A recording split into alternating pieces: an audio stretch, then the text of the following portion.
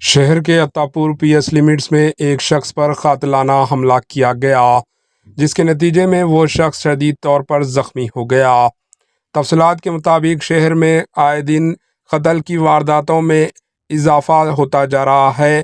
آج Attapur P S limits کے player number 240 کے قریب سلمان نامی شخص پر ایک شخص نے چاقو سے حملہ کر دیا، جس کے نتیجے میں وہ شدید زخمی ہو گیا۔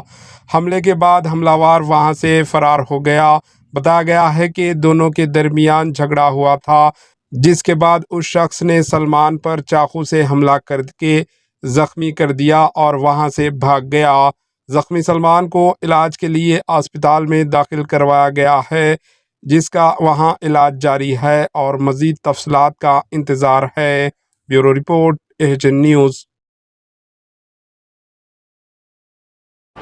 AHN نیوز کو لائک کریں، شیئر کریں اور سبسکرائب کرنا نہ بھولیں۔